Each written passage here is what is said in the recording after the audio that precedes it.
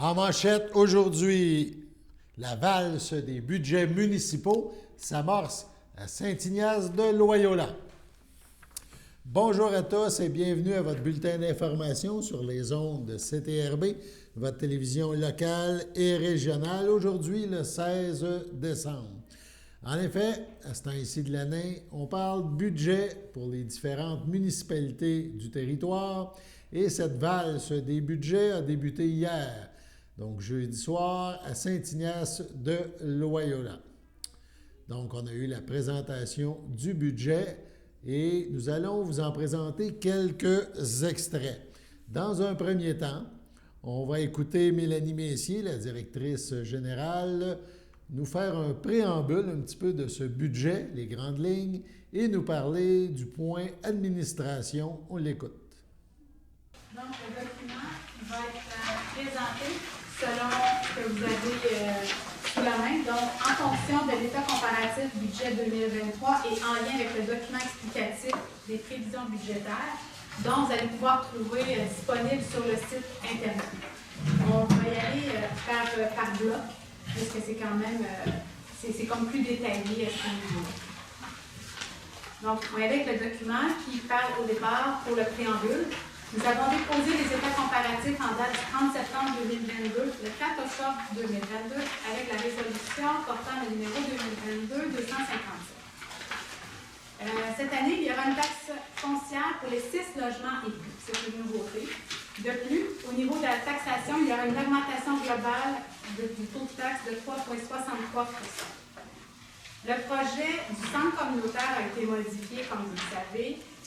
Il va plus au niveau de la rénovation de l'église pour une salle multifonctionnelle avec des bureaux municipaux.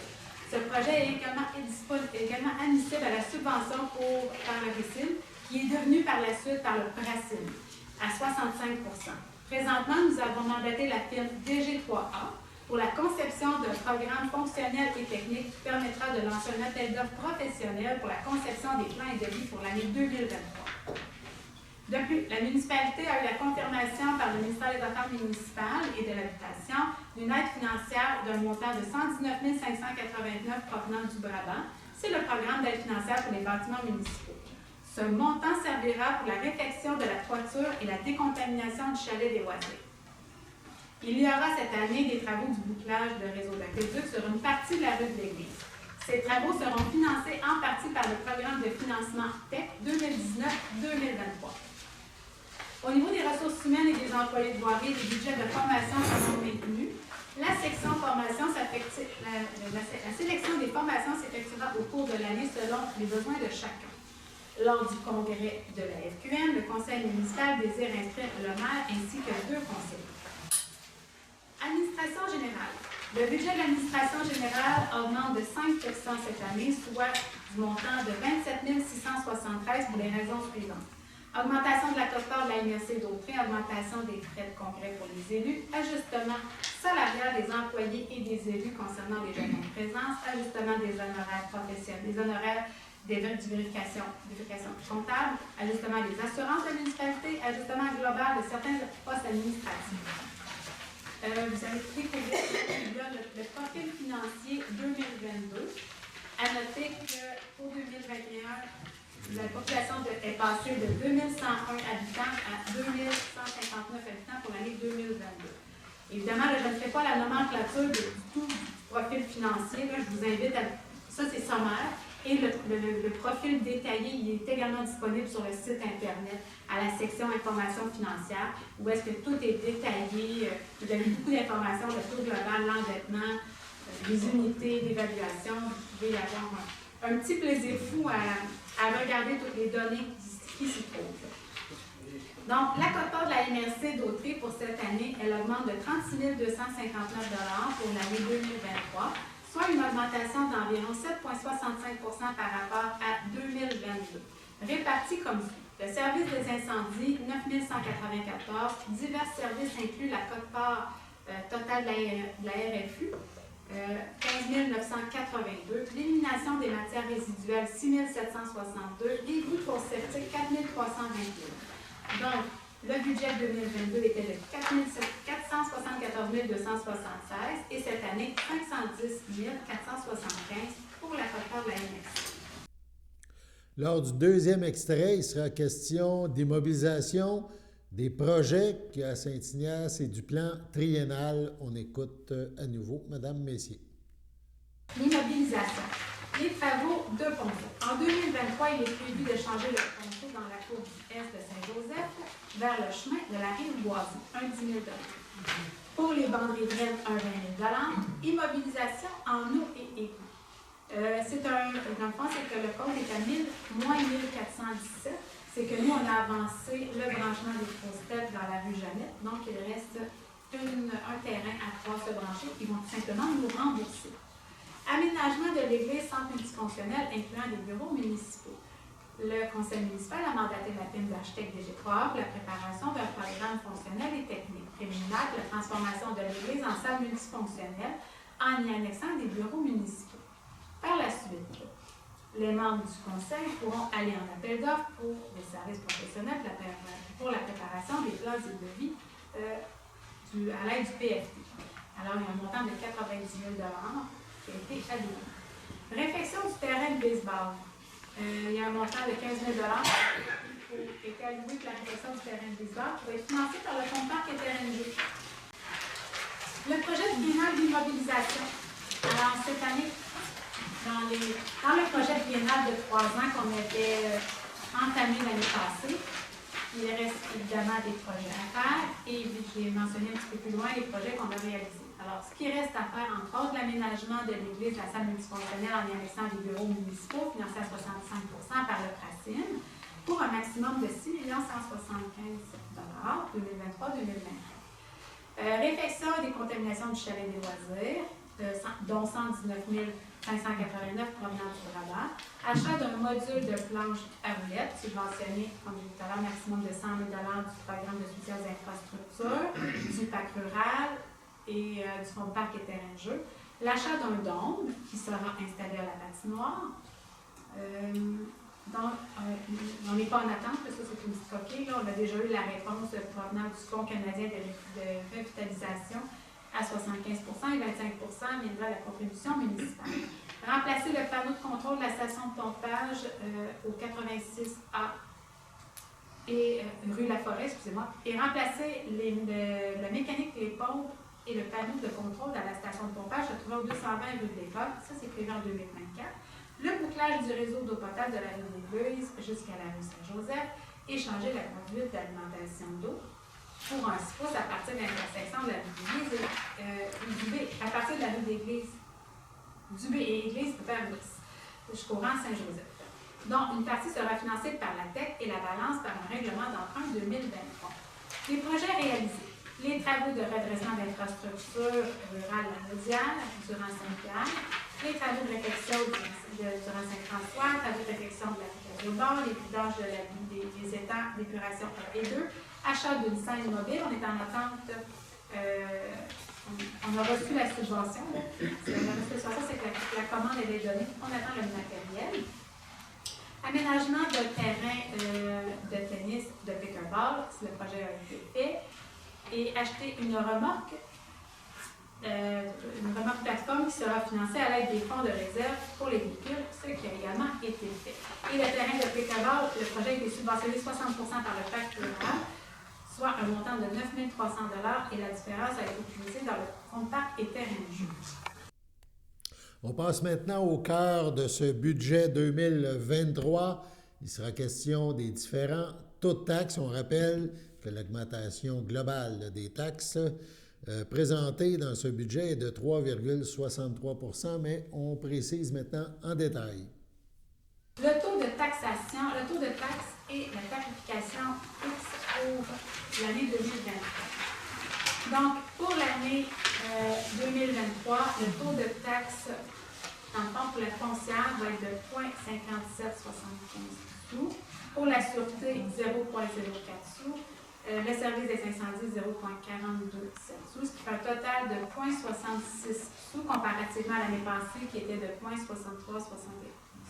Ce qui fait une variation totale de 3,69. Cette année, la nouveauté, il va y avoir une taxation, un taux de taxe particulier pour les 6 logements. Donc, eux, ça va être 0,6775 sous, le même taux pour la SQ et les incendies, ce qui fait un total de 0,7602 sous 100 $ d'évaluation. La tarification fixe, la sûreté, c'est 95 $ pour les résidences, 33 $ pour les chalets. Les incendies, 100 $ pour les chalets, c'est 36 $. Le déneigement, 214 pour la rue et 227,50 pour la rue Octave-Boucher. Aqueduc, 175 $. La surconsommation, 1,75 $. L'eau usée étant les égouts, 45 $.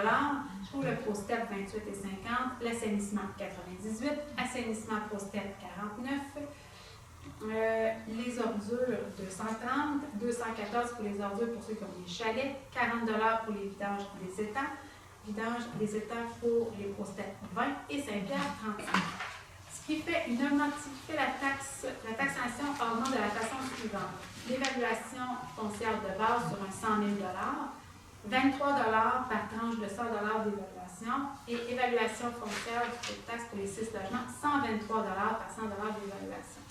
Le taux fixe, ceux qui ont une fosse septique, c'est 84 $ plus, comme je disais tout à l'heure, le 23 $ du 100 $ d'évaluation. Les égouts, 117 $ de fixe. Les ProStep, 105,50 et les 6 logements, le 117 $. Toutes ces informations et bien d'autres, notamment concernant le dossier des loisirs, de l'environnement, etc., se retrouvent dans un document qui est sur le site web de la municipalité de Saint-Ignace-de-Loyola. L'autre point intéressant, c'est à la période des questions qui a fait suite à cette présentation de Mme Messier. Donc, il y a un citoyen qui s'est interrogé un petit peu par rapport à l'administration, à la MRC. Il a été question des quotes-parts des municipalités et la réponse du maire de Saint-Ignace est fort intéressante parce qu'il a fallu serrer la vis, semble-t-il, au niveau de la MRC pour réduire les dépenses, parce que l'augmentation aurait été plus que le 3,63 % qu'on a parlé tantôt. On écoute cet extrait. Quelques questions, c'est peut-être juste des coquilles sur le texte, parce que j'ai décroché dès le point 1 dans la page 4. On parle que l'administration générale augmente de 27 000 $, 5 %, OK? En raison de, c'est expliqué, mettons, le code part MRC, frais de congrès, mais à la page 5, au point 1.2, le code part de la MRC, c'est 36 259. Oui, c'est parce que ce qui arrive, c'est que le 36 000 est éclaté partout dans le sujet. Moi, je l'ai comme mis là en sujet, mais c'est parce que le 36 000, il y en a un peu dans l'administration, il y en a un peu dans les matières, il y en a un peu. Fait que là, c'est ça, c'est pas juste 36 000 qui est là.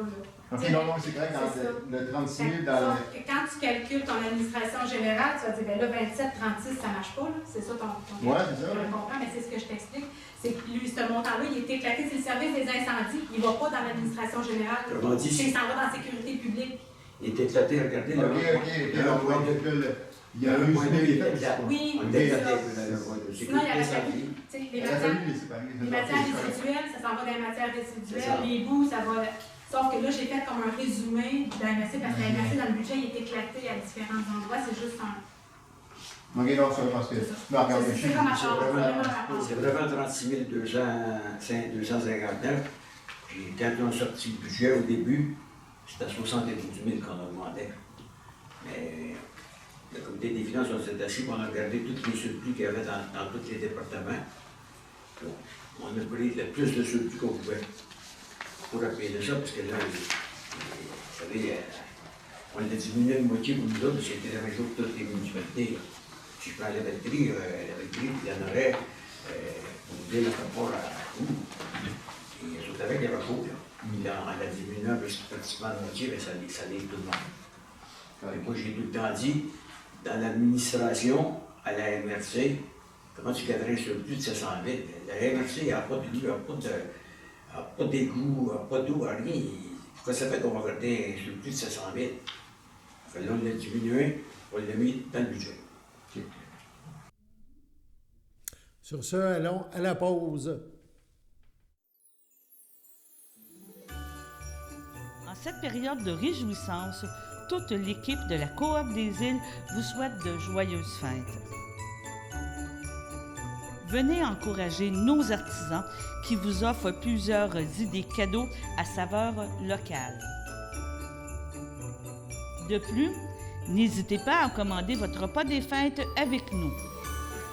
Vous pourrez ainsi déguster un succulent festin préparé à partir de nos produits locaux. Pour commander, 450-836-2206. Joyeuses fêtes! Chers téléspectateurs, vous êtes cordialement invités le samedi matin dès 9h30 à notre bingo télédiffusé de nos studios de Berthierville.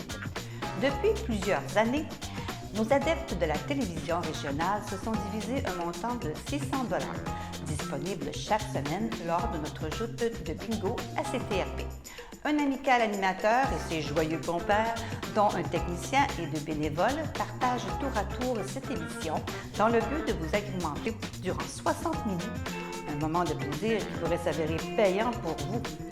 Vous pouvez donc vous procurer les cartes de jeu chez les dépositaires participants et j'ai nommé à Berthierville, le dépanneur Formule 1 et le garage Pétroté, sur la rue Gilles Villeneuve, le marché IGA Extra sur la rue Gabrielle Brissette, le marché Métro sur la rue Notre-Dame et la pharmacie Proxime sur la rue Frontenac. À Saint-Ignace-de-Loyola, le dépanneur Esso sur la rue de la Traverse et le marché Aldo sur le rang Saint-Michel.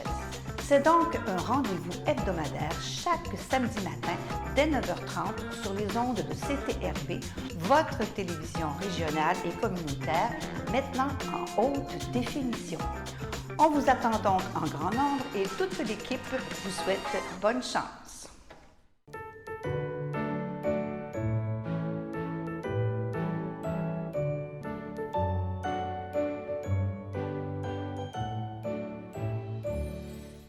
Voici les anniversaires pour aujourd'hui et ce week-end, 16 décembre. La FADOC de l'Île-du-Pas désire souhaiter bonne fête à Monique Deschênes, André Bonin, Anne Rousseau et Lorraine Balde. Les filles d'Isabelle de Berthier souhaitent bonne fête à Céline Valois. 17 décembre, la FADOC de l'Île-du-Pas souhaite un heureux anniversaire à Pierre Chevalier et toute l'équipe de CTRB souhaite bonne fête à Marcel Gendron, l'un de nos bénévoles. 18 décembre, la FADOC de l'Île-du-Pas souhaite bonne fête à Émilien Cardin, Roland Blackburn, Jean-Guy Fafard, France Latour et Louise Jalette. Les filles d'Isabelle de Berthier disent bonne fête à Nicole Valois. L'entreprise Express Mont-d'Or annonce l'acquisition de Transport WJ Deans pour faire de la nouvelle entreprise l'un des plus grands groupes de transport de marchandises par remorque ouverte au Canada. La transaction, qui voit ces deux entreprises québécoises unir leurs forces, est réalisée avec l'appui de Banque nationale Placement Privé, MC, et de Desjardins Capital, qui deviennent par le fait même actionnaires minoritaires à part égale d'Express Mont-d'Or et ses entreprises liées. L'entreprise Express Mont-d'Or, fondée en 1995 par les frères Billy, Danny et Éric Mont-d'Or, se spécialise dans le transport d'équipements lourds et surdimensionnés.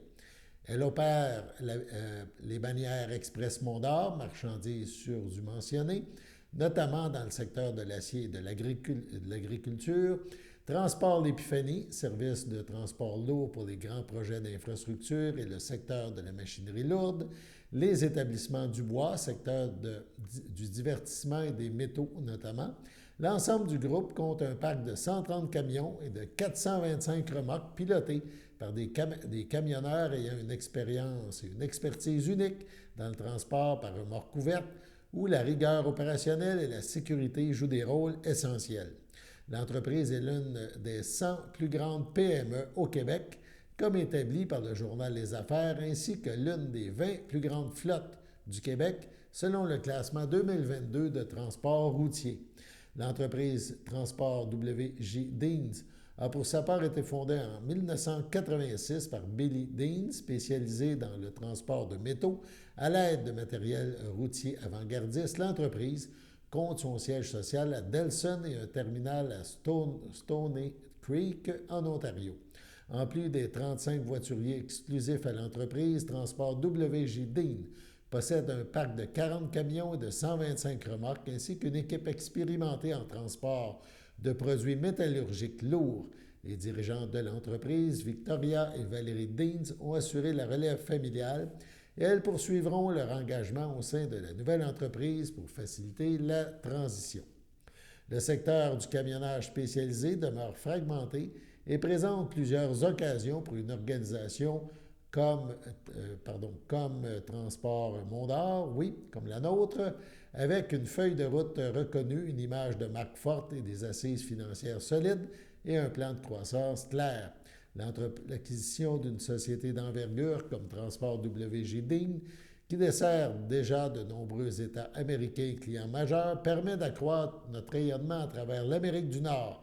Je souhaite la bienvenue à toute l'équipe de Transport WG Dean et je les remercie pour leur confiance. Ensemble, nous irons plus loin, a affirmé Éric Mondor, président et chef de la direction d'Express Mondor. Nous sommes fiers de l'expertise de pointe qui a été bâtie au sein de Transport WG Dean ces 35 dernières années. Cette expertise continuera de grandir au sein d'Express Mondor, une société de transport qui partage notre passion et nos valeurs.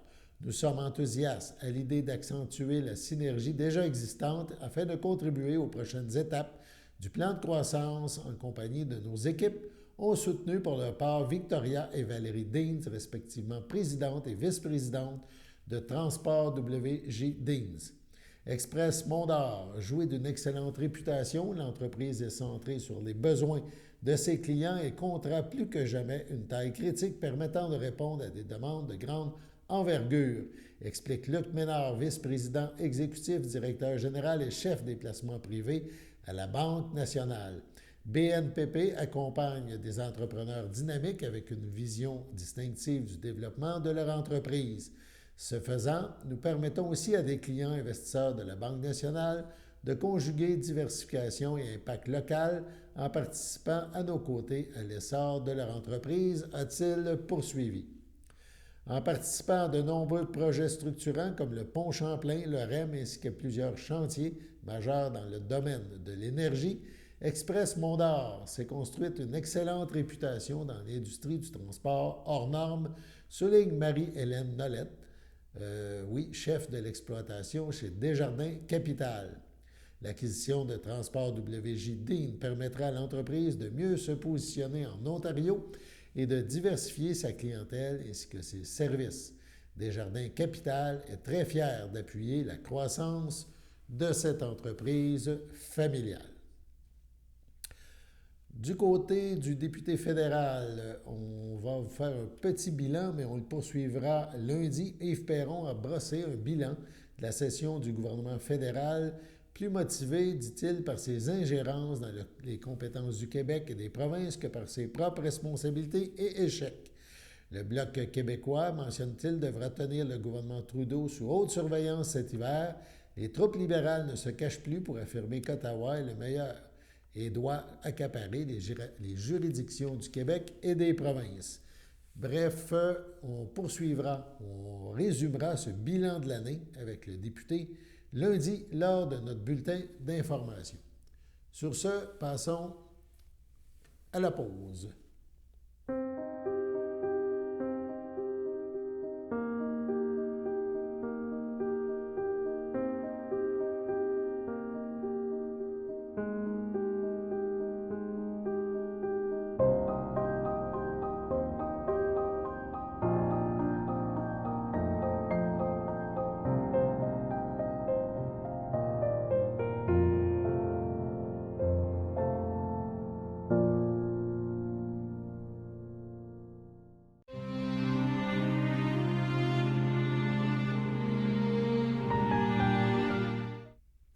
À la Villa Berthier, le 10 décembre, à l'âge de 76 ans, est décédé M. Laurent Caillé, fils de feu Ernest Caillé, de feu Irène Lefebvre, demeurant à Berthierville. Il laisse dans le deuil sa fille, Mélanie Caillé, et ses enfants, ses sœurs, son frère et son beau-frère. Madeleine Caillé, Gisèle Caillé, Gilles Lemieux, Marcel Caillé, feu Normand de Courchêne, sa cousine Céline Baribeau, ainsi que plusieurs neveux, nièces, autres parents et amis. Selon ses volontés, dont les volontés du défunt, la dépouille mortelle ne sera pas exposé et une cérémonie aura lieu en toute intimité à une date ultérieure. Au CHDL de Saint-Charles-Borromée, le 30 novembre, à l'âge de 82 ans, est décédé M. André Roy, époux de Anne-André Plante, fils de feu Victoire Massé, de feu Maurice Roy, demeurant à Saint-Barthélemy. Lui ont précédé sa fille Nathalie, ses frères Jean-Luc, Claude et Raymond. Il laisse dans le deuil, outre son épouse, ses enfants, France, Mario Lemain, Caroline Vincent Bergeron, sa petite-fille Véronique Roy-Blais, Anthony Ferland, ses sœurs, ses belles-sœurs et ses beaux-frères. Lise Roy, feu Jean-Claude Dumontier, Angèle Roy, Claude Croisetière, Pierrette Plante, Rodrigue Roy, Jocelyne Bérard, feu Yvon Plante, sa filleule Francine Dumontier, son filleul Jonathan Plante, ainsi que plusieurs autres précieux parents et amis. Un remerciement est adressé au CHDL de Saint-Charles-Borromée pour son professionnalisme et les bons soins prodigués à M. Roy. L'envoi de dons à la Fondation des maladies du cœur sera grandement apprécié par la famille en compensation des fleurs. La famille vous accueillera samedi 12 décembre dès midi au complexe funéraire Thériault à Berthierville. Suivra une liturgie en la chapelle du complexe à 15 h. M. Roy sera inhumé au cimetière de Saint-Barthélemy à une date ultérieure. Sur ce, passons à la météo.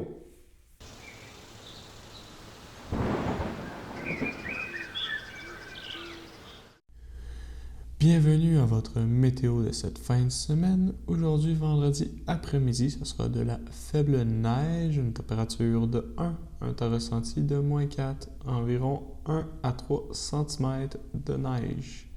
Vendredi soir, ce sera de la neige, une température de 1, un temps ressenti de -4, environ 2 à 4 cm de neige. Vendredi nuit, ce sera de la neige, une température de 0, un temps ressenti de -6, environ 5 cm de neige. Samedi matin, ce sera de la neige, une température de 0, un temps ressenti de -6, environ 5 cm de neige. Samedi après-midi, ce sera de la neige toujours, une température de 1, un temps ressenti de -2, environ 1 cm de neige. Samedi soir, ce sera de la faible neige, température de 0, un temps ressenti de -2, moins de 1 cm de neige. Samedi nuit, ce sera nuageux avec averses de neige, une température de -1, un temps ressenti de -6, environ 1 cm de neige. Dimanche matin, c'est nuageux avec quelques flocons, une température de -1, un temps ressenti de -6. Moins de 1 cm de neige. Dimanche après-midi, ce sera nuageux avec quelques flocons, une température de 1, un temps ressenti de -3, moins de 1 cm de neige. Dimanche soir, ce sera plutôt nuageux, une température de -3, un temps ressenti de -8, pas de neige. Dimanche nuit, ce sera plutôt nuageux, une température de -4, un temps ressenti de -9. Pas de neige. Et voilà, c'était tout pour votre météo. En ce 16 décembre, nous avons présenté le bulletin d'information. On vous invite à être des nôtres lundi prochain. Bon week-end!